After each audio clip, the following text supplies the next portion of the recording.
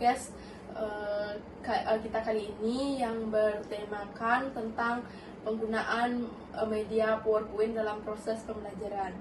Baik, pertama-tama izinkan saya memperkenalkan diri terlebih dahulu. Perkenalkan, nama saya Dima Desriase, absen 5 dari jurusan Pendidikan Guru Sekolah Dasar. Nah, tentu di sini saya tidak sendiri. Di sini saya sudah kedatangan narasumber yang bernama Kak Anugrahana. Untuk kakaknya dipersilakan untuk memperkenalkan diri terlebih dahulu. Baik, saya Yoyan Anugrahana. Saya juga seorang mahasiswa di salah satu universitas di Bali. Seperti dijelaskan oleh Kak Sriasihnya tadi, di sini saya mungkin ingin membagi pengalaman saya tentang penggunaan PowerPoint ya, karena saya juga selaku mahasiswa. Tentunya kita sebagai mahasiswa sering menggunakan PowerPoint untuk tugas, mempresentasikan laporan kita, mempresentasikan tugas kita, dan juga di akhir nanti kita juga perlu mempresentasikan tugas akhir kita untuk yang terakhir, seperti itu ya mungkin.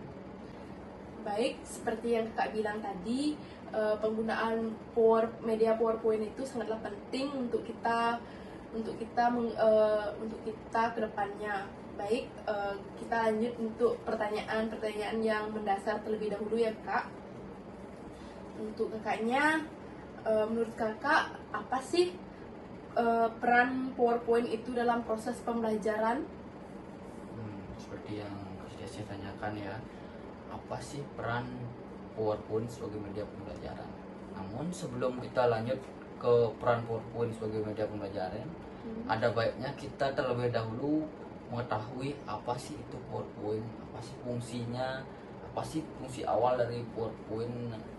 Jadi seperti yang kita tahu, PowerPoint itu adalah salah satu aplikasi yang dari Microsoft yang dikhususkan untuk melakukan presentasi multi slideshow yang dapat dimanfaatkan untuk kita membantu kita dalam presentasi. Jadi lanjutkan untuk menjawab pertanyaannya Kak Sriasih tadi, seperti di kegunaan awal dari PowerPoint itu untuk melakukan presentasi. Jadi PowerPoint ini dapat dimanfaatkan sebagai media pembelajaran juga, dimana kita memanfaatkan PowerPoint untuk memaparkan apa yang kita ajarkan nanti ke audiens kita, paparkan ke audiens kita. Bahkan dapat menyantumkan pokok pikiran kita pada PowerPoint itu untuk mempermudah kita mempresentasikan materinya nanti. Dan juga misalnya pada dunia pendidikan, kita kan mengajarkan seperti kakaknya jurusan PGSD, tentu nantinya mengajarkan anak-anak untuk mendidik anak-anak itu kita juga dapat memanfaatkan media PowerPoint itu ya. Seperti untuk lebih meningkatkan keefektivitasan dalam pengajaran anak-anak itu dengan mungkin dengan mengemas PowerPoint itu dengan sedemikian rupa untuk menarik perhatian minat belajar anak-anak, mungkin seperti itu ya Kak. Sangat menarik sekali ya. Nah, selanjutnya apakah Kak apa saja sih keunggulan penggunaan PowerPoint sebagai media pembelajaran menurut kakak sendiri itu? Menurut saya sih keunggulan dari PowerPoint untuk media pembelajaran ya, yang seperti yang jelaskan tadi, dapat pemanfaatan PowerPoint. Yang mungkin yang pertama itu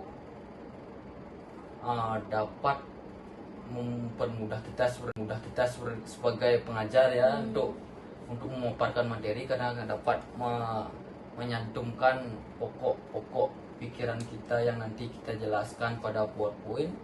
Yang kedua, dapat meningkatkan minat belajar siswa nantinya, karena PowerPoint itu kan kita dapat kemas dengan menarik supaya fokus pembelajaran lebih baik. Yang ketiga itu dapat meningkatkan kreativitas dan aktivitas siswa nantinya supaya pembelajaran lebih interaktif, supaya tidak satu arah pembelajaran Lebih aktif nantinya. lagi ya. Yang selanjutnya kita dapat mungkin yang selanjutnya itu kita dapat menampilkan musik nantinya pada PowerPoint itu, menyisipkan musik supaya suasana pembelajaran tidak monoton gitu. Kita juga dapat, yang terakhir itu kita dapat menyisipkan video sebagai tambahan materi kita nantinya untuk pelajaran. Mungkin itu kelebihannya yang dapat saya sampaikan ya, dan mungkin banyak lagi kelebihannya. Oke, untuk pertanyaan yang terakhir nih Kak, apakah Kak Anugrahana sendiri memiliki tips khusus untuk para pendengar kita tentang bagaimana penggunaan PowerPoint itu? Nah, untuk tips khususnya sih saya sebenarnya nggak ada tips khusus, namun kita lebih memperhatikan untuk siapa sih nantinya ya PowerPoint ini akan kita sampaikan. Semisal ini kita sebagai pengajar di salah satu sekolah dasar itu, tentunya sasaran kita kan berarti anak-anak ya. Berarti kita harus menyesuaikan apa sih, memikirkan apa sih yang membuat anak-anak lebih tertarik ke pelajarannya nanti. Seperti mungkin mengemas PowerPoint kita dengan animasi lucu, mengemas pembelajaran kita di PowerPoint dengan animasi yang dapat menarik minat anak-anak, menyisipkan video nantinya yang lucu-lucu mungkin sebagai media pembelajaran di materi kita di PowerPoint. Itu juga